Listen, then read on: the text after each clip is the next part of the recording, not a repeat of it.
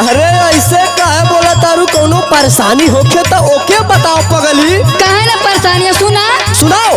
तोरे संगे आके फूटल मोरा भगिया हो, अरे भगिया हो, तोर कमाई पिया लग जाए आगिया हो। अच्छा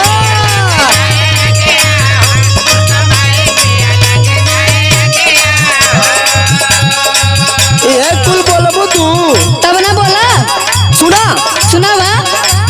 जब कमाई में आग लगी गोरिया हो, हाँ? अरे गोरिया हो, हाँ? कैसे खैबू बोला भात ये कथरिया हो। अरे बड़ी माई हो, बड़ा खियलबा करेला।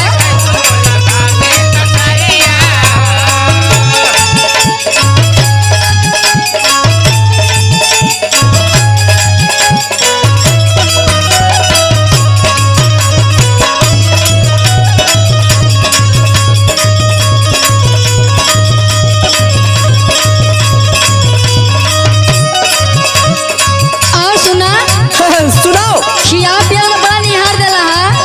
और का सुना, सुनाओ। जहिया से लैला तू हमरो गवनवा,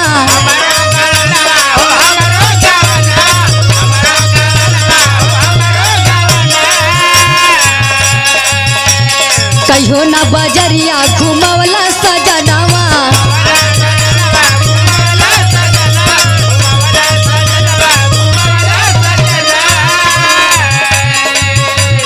जहिया से लैल पिया हमरो गवनवा, कहियो ना बजरिया घुमवला सजनवा। टूटल बाटे पिया घर के पलंगिया हो, और पलंगिया हो, तोर कमाई पिया लग जाए आगिया हो।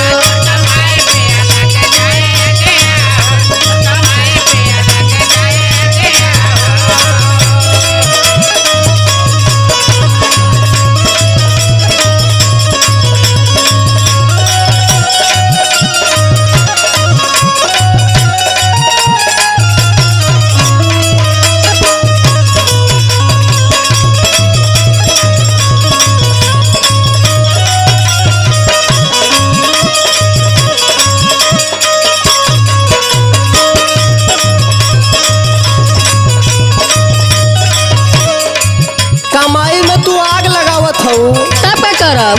सुन मोर बात। सुनावा। हरदम घुमही के कहेलू तू रानी। अच्छा, घुमैला है कहियो कहूँ। होई कुल खर्चा तो बढ़ी परेशानी। अच्छा,